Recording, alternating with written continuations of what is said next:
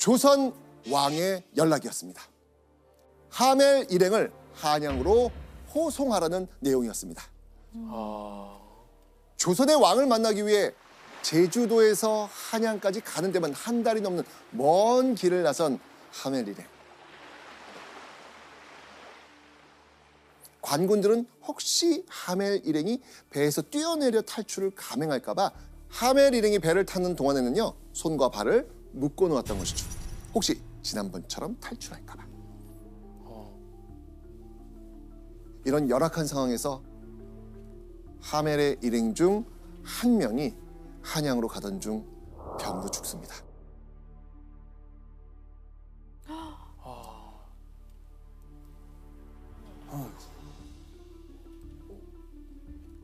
험난한 과정을 거쳐 드디어 한양에 도착한 하멜 일행.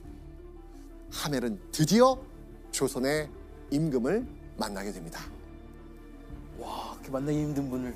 그러니까요.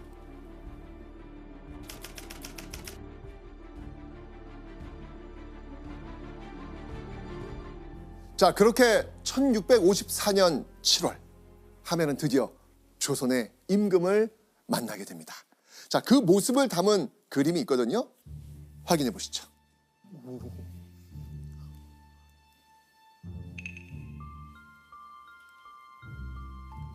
자, 유럽처럼 왕관을 쓴 왕이 앉아 있고요. 그 밑에는 하멜 일행이 무릎을 꿇고 제발 집으로 보내주세요라고 빌고 있습니다. 그리고 저기 있는 사람들이 전부 다 그 하멜 일행이잖아요. 네, 맞습니다. 다 이러고 있네요, 진짜 다 똑같이. 간절하니까. 목숨줄 잡고 있으신 분인데, 예, 너무 당연하겠죠. 자, 그렇다면 이들이 이렇게 간절하게 빌었던 조선의 왕, 그는 누구였을까요? 바로 이 사람. 조선의 제17대 왕 효종이었습니다. 효종. 잠깐만, 효종. 우리가 그 소현세자를 배울 때 소현세자의 동생. 국립대군. 네. 네, 맞아. 처에 같이 갔다가 왔는데. 배웠어. 맞습니다. 병자호란 이후 형인 소현세자와 함께 청나라의 인질로 끌려갔던 그 인물이잖아요. 그리고 이후 왕이 되었던 인물이었습니다. 그 효종이 하멜 일행을 지금 궁금했구나. 만난 겁니다. 네. 나도 만나고 싶다. 자, 그렇다면 왕을 만났을 때 이 하멜의 마음은 어땠을 것 같아요? 이때에 왕이 우리를 만나려 한다. 이거는 들었을 것 같아요. 오. 그래서 모두가 다 이해 안 해도 돼. 이 왕만큼 이해시키고 설득시키면 다시 우리는 간다. 맞아. 맞습니다. 국왕 전하께서 자비를 베풀어 제발 우리를 일본으로 보내 동포도 만나고 다시 고국으로 돌아가게 해주세요. 제발 왕이시여. 아마 그랬을 겁니다. 자, 그리고 이 자리를 위해 아주 특별한 통역관 역시 함께 했겠죠. 누구였겠습니까? 안녕하세요, 박연입니다. 네, 맞습니다. 늘 네, 있어. 당연히 박연. 네덜란드인 박연이 있었겠죠. 네. 자, 이후 이 박연의 통역으로 하멜의 모든 이야기를 효종은 듣게 됩니다. 곰곰이 생각하던 효종은 이렇게 답을 내립니다. 외국인을 나라 밖으로 내보내는 것은 관습이 아니므로 죽는 날까지 살아야 할 것이며 대신 생계는 유지할 수 있도록 선처해 주겠다. 못 나가는 거예요? 돌아갈 수 없는 거네요. 자, 효종의 이야기는요, 한마디로 고향으로 보내달라는 하멜의 요청에 대한 완벽한 거절이었습니다. 아이고. 그리고 또 다른 명령을 내립니다. 효종? 뭐였을까요? 바로 이곳에 근무하라는 거였습니다. 보시죠. 네, 훈련도감. 훈련도감이라고 하는 거는요, 조선시대 때 그 왕의 호위는 물론이고요, 수도의 수비를 맡아보는 곳이었습니다. 오늘날 수도방위 사령부 같은 그런 역할이라고 볼 수 있는데요. 하멜과 그의 동료들을 이 훈련도감에서 일하게 했던 것이죠. 그리고 이 훈련도감에는 하멜의 선배, 하멜의 선배님 계시죠? 누구? 박선배. 네, 박 선배님 박연. 다니고 있었습니다. 그동안 돈을 벌지 못했던 하멜 일행도 역시 이곳에서 근무하면서 한 달에 70근, 약 44kg의 쌀을 월급으로 받게 됩니다. 결국 효종 입장에서는 외국인인 하멜 일행에게 최소한의 생계를 보장해 준 거나 마찬가지게 되겠죠. 일자리를 좀. 그렇죠. 일자리 주면서 생계는 유지해라. 그렇네. 자, 그런데요. 그들의 삶은요. 의외의 인물로 곤란을 겪게 됩니다.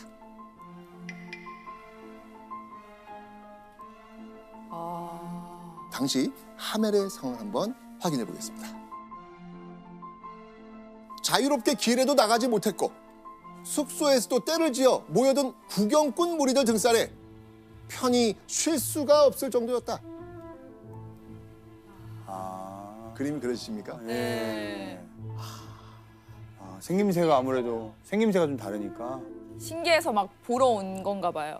맞습니다. 눈이 파랗고 막 턱수염이 막 붉고 뭐 키는 엄청 크고 뭐야 이게 오 이렇게. 근데 게다가 그들이 조선 옷으로 입고 있어.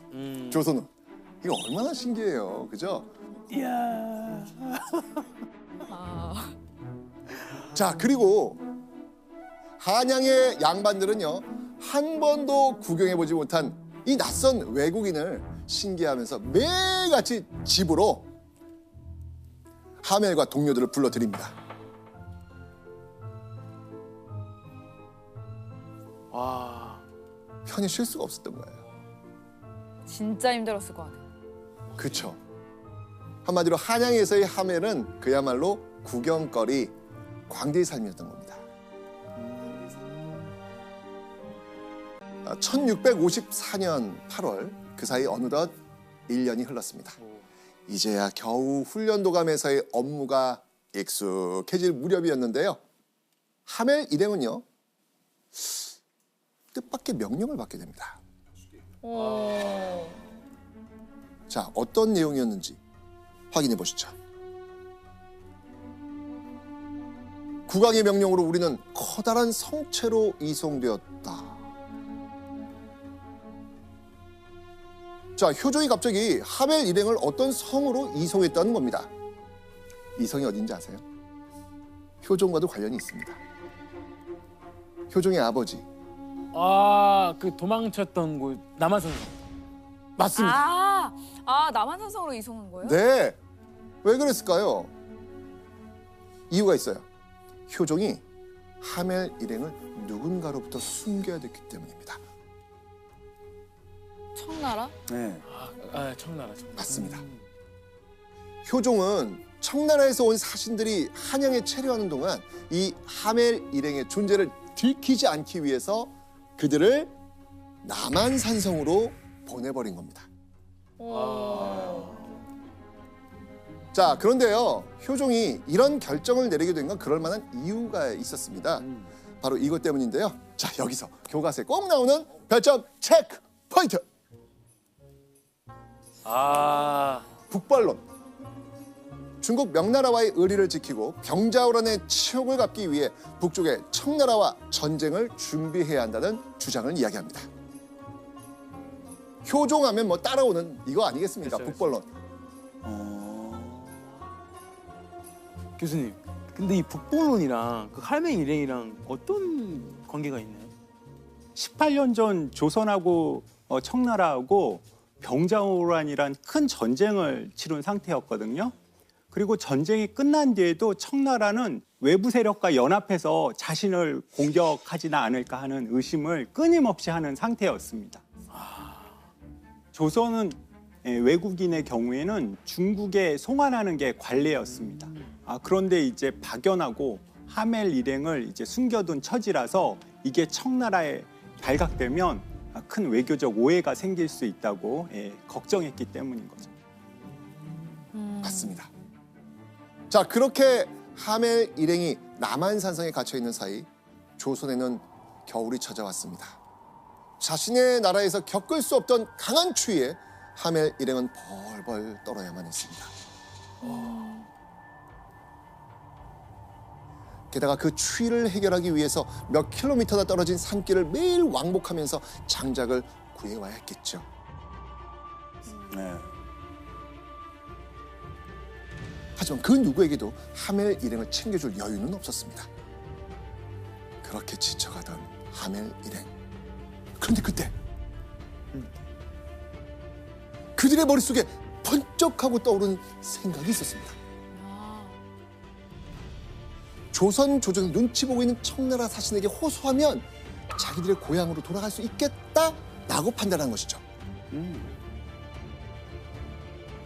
자, 그리고 그로부터 몇 개월 뒤인 1655년 3월 하멜 일행에게 꿈꾸던 탈출을 시행할 기회가 드디어 찾아옵니다. 청나라 사신이 조선에 또다시 방문한 겁니다. 어떻게 해야 청나라 사신을 만날 수 있을까? 고민하던 하멜 일행 중에서 먼저 행동에 나선 사람이 있습니다.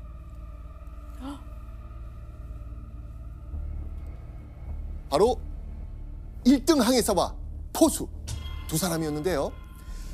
자, 이 두 사람은요, 자신들을 감시하던 군사들에게 땔감을 구하러 숲에 가야 한다는 그 핑계를 대고 겨우 집 밖으로 나올 수 있었습니다. 그리고 청나라 사신이 행차하는 길목에 몸을 숨겼죠. 한참을 기다리던 그때 저 멀리 청나라 사신이 보이자마자 항해사와 포수는 무작정 사신 앞으로 달려듭니다. 청나라 사신은요, 어떻게 했어요? 깜짝 우와, 놀랐어. 뭐야 이거? 노란 머리에 파란 눈을 한 사람들이 갑자기 튀어나오니까 얼마나 놀랬겠어요? 깜짝 놀랐죠? 그리고 이 틈을 놓치지 않은 항해사와 포수 모두가 깜짝 놀랄 다음 행동을 시작합니다. 네. 이 사람들 다 계획이 있어요 지금. 네. 네. 어땠을 것 같아요, 조나단? 그러니까 뭔가 기억에 남겨야 될 거 아니에요. 남겨야죠. 이 남겨야지. 사람들이 청나라 사람이 나를 보고 절대 잊을 수 없게 하는 거. 할 수 있는 거 없어요. 소리 지르면서 옷을 벗어요. 정답! 진짜요? 맞아요. 갑자기 입고 있던 옷을 막 벗습니다. 뭐 그런 거 있잖아요. 누가 지나가고 있으면 이렇게 내가 입고 있는 옷 벗어가지고 이렇게 막 돌리잖아요. 나 여기 있어, 여기 있어, 이런 느낌이 아니었을까? 자, 그런 내용은 아니었고요. 아니에요. 이유가 있었습니다. 바로 조선 옷 안에 몰래 입고 있었던 네덜란드의 옷을 보여주기 위해서였던 겁니다. 그리고 이 모습을 보고 깜짝 놀란 청나라 사신은요, 이거 어떻게 된 일인지 조선 조정에 물어봅니다. 뒤늦게 이 소식을 듣게 된 조선 조정, 어떻게 됐을까요? 야, 이거 어떡하지? 뭐라고 얘기하지?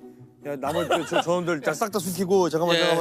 너 뭐라 할 거야? 너 뭐라 할 거야? 뭐라지? 북벌 얘기해, 북벌 얘기해. 북벌 느낌 안 되잖아. 제 조선 사람이라고 해야 되나? 북벌 얘기해. 제 조선 사람이라고 얘기할까? 어떻게 하지? 얘기하면 큰일 염색했다 난다니까. 할까? 어떻게 하지? 염색시켰다 해. 염색시켰다 해. 염색했다 할까? 바로 했다 그래. 해다 일단. 일단 난 모른다 할게. 알겠지? 네가 해. 네가 북벌 하자 했잖아. 난 모른다 할게. 몰라. 네, 이게 그게 난리 지금 나지 뭐. 예. 하멜 일행의 일로 완전히 뒤집혀집니다. 예. 어떡해. 자, 그런데요. 자, 이 하멜과 다른 동료들한테도요, 이건 청천벽력 같은 소식일 수밖에 없습니다. 자, 그러면서 결국 이게 날라옵니다. 자, 어떤 소식이 날아왔을까요, 이들에게? 바로 항해사와 포수의 탈출을 왜 신고하지 않았느냐라고 하면서 죄 없는 다른 동료들마저 모조리 잡아들인 겁니다. 선생님, 그러면은 그 아까 사신 앞에 나타났던 두 사람, 네. 막 옷을 벗고 했던 그 두 사람은 어떻게 됐어요? 그러니까. 궁금하시죠? 예.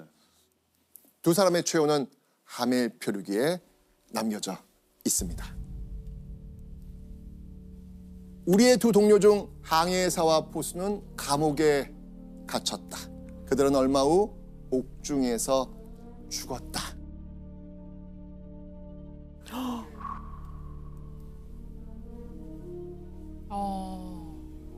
어떤 상황인지 아시겠죠? 네. 자, 그런데요, 하멜과 동료들은요, 이 두 사람의 죽음에 슬퍼할 겨를도 없었습니다. 왜냐하면 남은 하멜 일행 이거 처벌해야 됩니다 라는 이야기가 계속 나오고 있었던 거예요. 자, 그렇다면 조중에서 어떤 얘기가 나오는지 하멜 표류기 한번 보시죠. 우리 일로 골머리를 앓고 있던 몇몇 조정 대신들과 그 밖에 다른 고관들이 합사하여 우리를 감쪽같이 없애버리도록 왕에게 강경론을 폈다. 이게 무슨 말일까요? 계속 아니 되옵니다. 이 사람들은 진짜 다 죽여야 됩니다. 맞습니다. 바로 조정 대신들이 효종에게 하멜 일행 살려두면 또 다른 사고를 칠지 모르니까 그 전에 없애버려야 됩니다 라는 의견을 올린 것이죠. 이 낯선 이방인 때문에 벌어진 이 초유의 사태, 조선 조정에서는 하멜 일행을 죽일 것인가 살릴 것인가 무려 사흘 동안이나 이 문제를 놓고 치열한 회의를 벌입니다.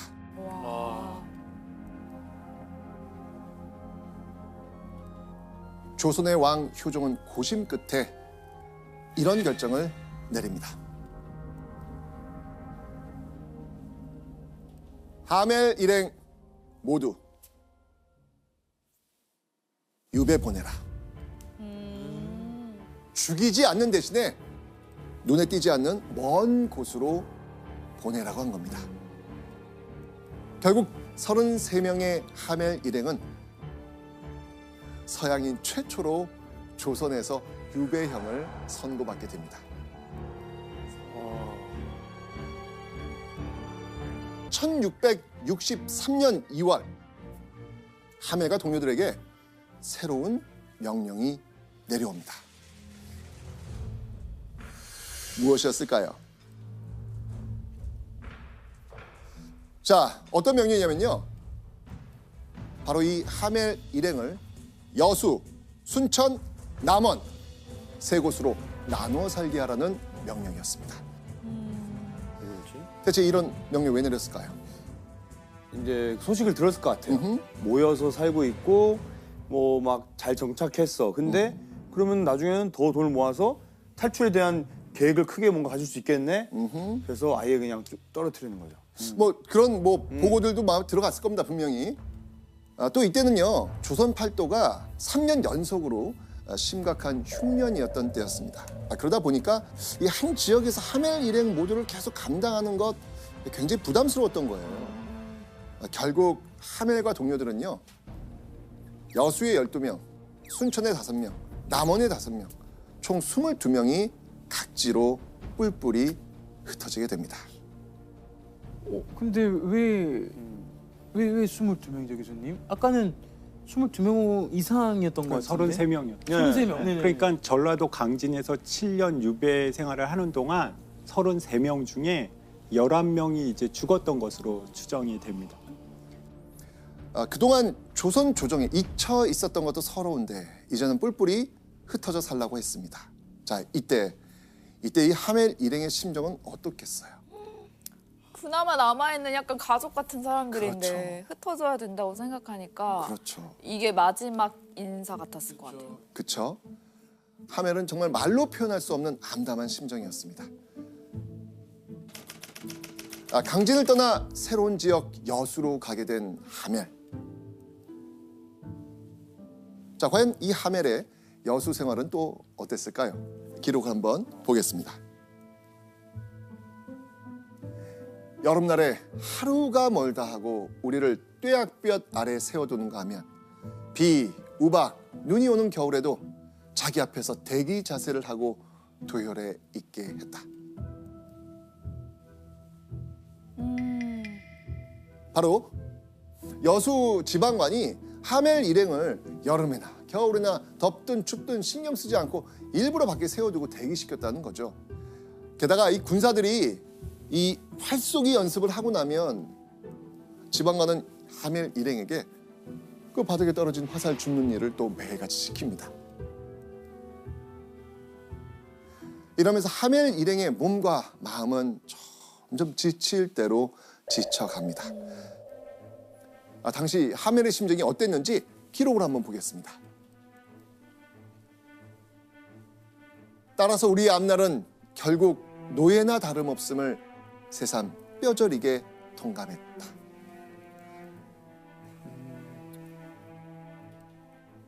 하멜 일행은 강진 7년, 여수 3년, 총 10여 년간의 유배 생활을 통해서 자신들의 유배 생활이 나아질 거란 기대는 헛된 희망이었음을 깨달은 것이죠.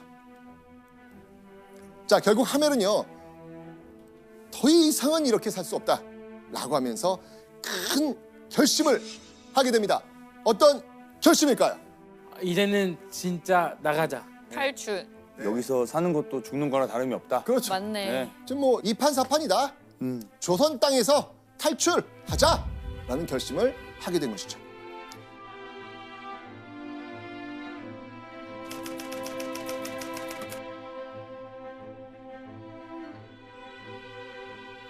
자, 하멜이 탈출하기 위해서 가장 먼저 계획했던 거 뭐였을까요? 일단 배가 배. 있어요. 그렇죠. 바로 배를 사는 거였습니다. 하멜은요, 여수에서 함께 지내고 있는 4명의 동료와 함께 악착같이 돈을 모으기 시작합니다. 그리고 드디어 배를 살 돈을 모두 모읍니다. 와. 자, 그런데 하멜이 배를 사서 탈출하는 데는 큰 걸림돌이 있었습니다. 무엇이었을까요? 하멜은요, 돈을 모았지만 자신이 직접 나서서 배를 살 수는 없었죠. 왜 그랬을까요? 아니, 도망가니까. 계속 그 관리를 받고 있잖아요. 감시받고 있잖아요. 감시를. 그렇죠. 결국 고심 끝에 하멜 일행은 한 가지 방법을 떠올립니다. 뭐였을까요? 하멜 일행은요, 평소 친하게 지내던 이웃 주민을 찾아갑니다. 그러더니 스며시 돈을 건네면서 배를 좀 한 척 사달라고 부탁을 한 거죠. 그리고는 이렇게 덧붙입니다. 그 배를 타고 함께 다른 섬으로 가서 목화를 좀 구해오는 게 어떨까요? 거짓말한 거예요? 아, 그렇죠. 이웃 주민은 아무 의심 없이 배를 구하러 다녔고요. 드디어 한 어부로부터 돛담배 한 척을 사옵니다. 자, 그렇게 모든 준비를 마친 하멜 일행은요, 다른 지역에 살던 동료들을 불러 모읍니다. 여수에 살던 하멜 일행 5명에 순천에 있는 동료 3명까지 총 8명이 함께 탈출하기로 약속합니다. 시간은 흘러 1666년 9월 4일, 달빛조차 희미한 캄캄한 밤이었습니다. 어둠을 틈타 조심스럽게 집 밖으로 나서는 사람들이 있었는데요. 바로 하멜과 하멜. 동료들이었습니다. 자, 그들은 혹시 누군가에게 들키지는 않을까 숨죽이면서 발걸음을 옮깁니다. 조심스럽게 숙소 담장을 넘은 하멜 일행은요, 드디어 바다에 정박해둔 자신들의 배에 몸을 싣는 데 성공합니다. 그리고는 조용히 노를 젓기 시작합니다. 와. 바람도 그들을 도운 걸까요? 순풍을 만난 하멜 일행은요, 순조롭게 와. 닷을 올리면서 열심히 노를 저읍니다.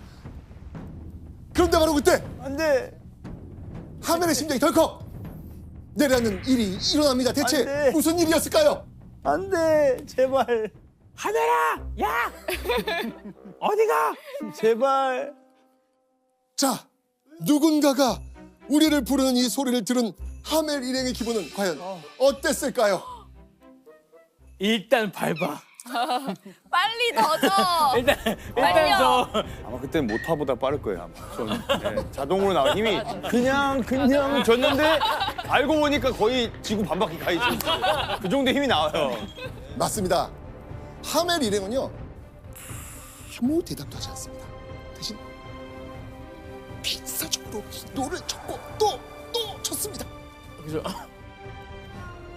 자, 그렇게 조선에 표류한 지 13년이 넘어서야 하멜이 조선 탈출에 성공한 겁니다.